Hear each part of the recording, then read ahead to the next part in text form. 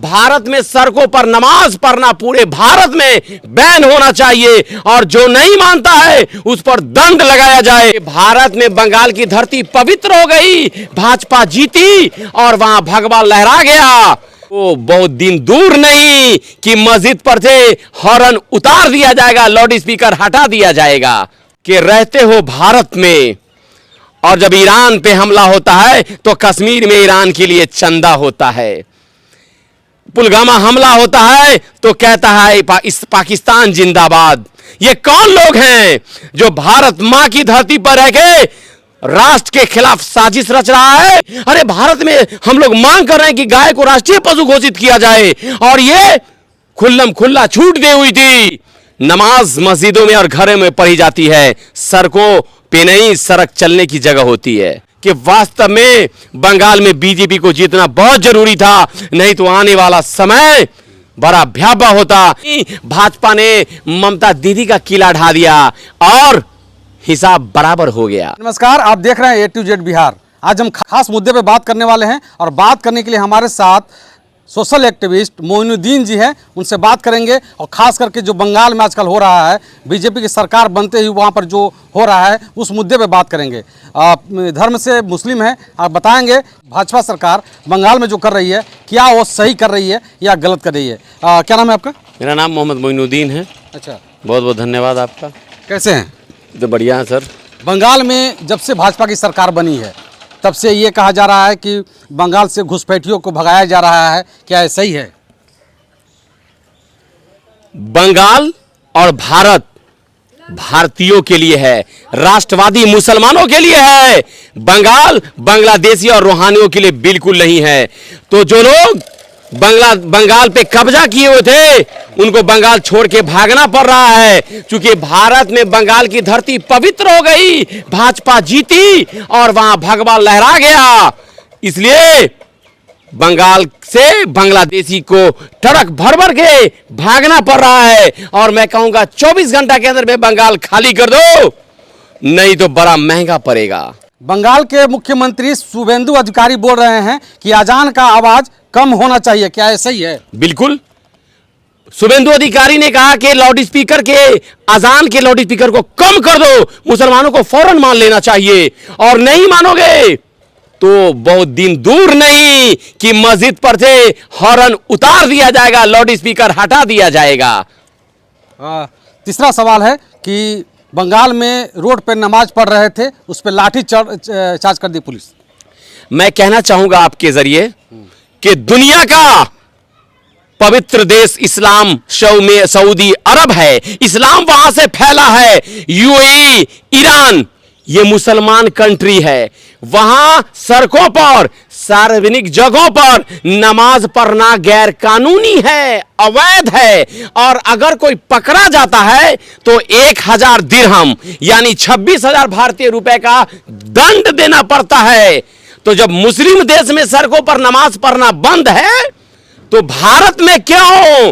भारत में सड़कों पर नमाज पढ़ना पूरे भारत में बैन होना चाहिए और जो नहीं मानता है उस पर दंड लगाया जाए, उसको फाइन किया जाए। और सबसे अफसोस की बात कि रहते हो भारत में और जब ईरान पे हमला होता है तो कश्मीर में ईरान के लिए चंदा होता है।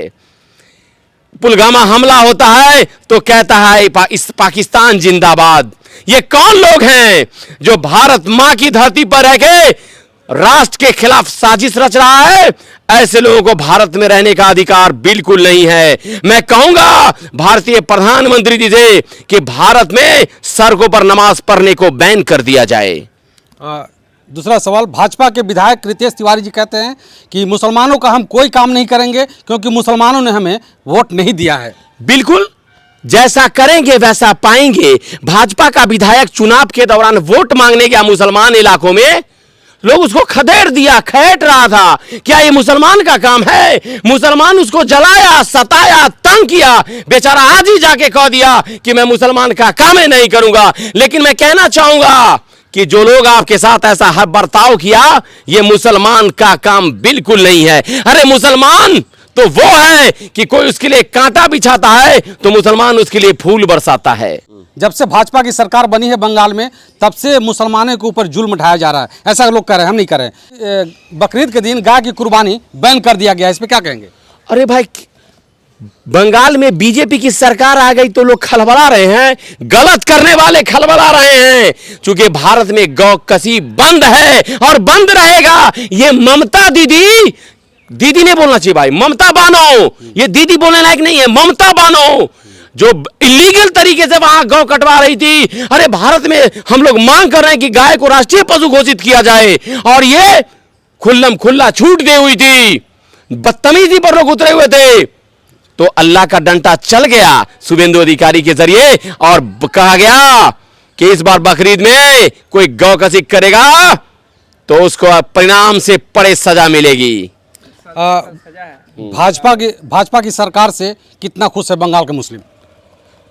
जो बंगाल का और भारत का राष्ट्रवादी मुसलमान है, जो वतन से मोहब्बत करता है, और मैं कहूंगा जो मजहब इस्लाम पर चलता है ईमानदारी के साथ, वो देश के लिए सच्चा मुसलमान है, और उसको खौफ में रहने की जरूरत नहीं है। क्योंकि भारत के मुसलमानों से भारत को कोई खतरा नहीं है। असली खतरा तो था बांग्लादेशियों से, रोहानिया से, जिसको बीजेपी खदेड़ रही है, भाग रहा है।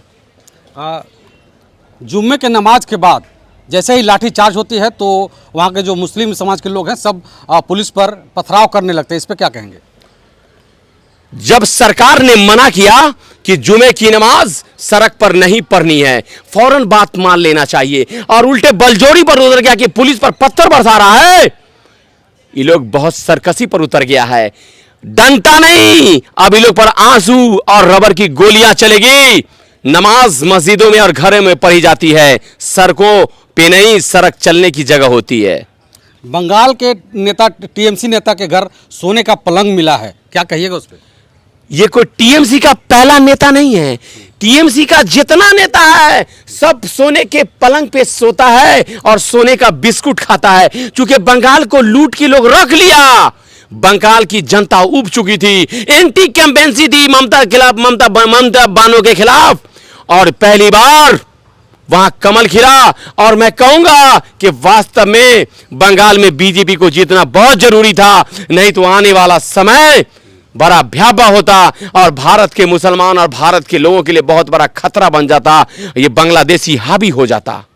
क्या लगता है कि इसके बाद जब दूसरी चुनाव होगी उस समय पूर्ण, मतलब जैसे जितना सीट है 294 सीट है, उसमें कितना बीजेपी को सीट आएगा?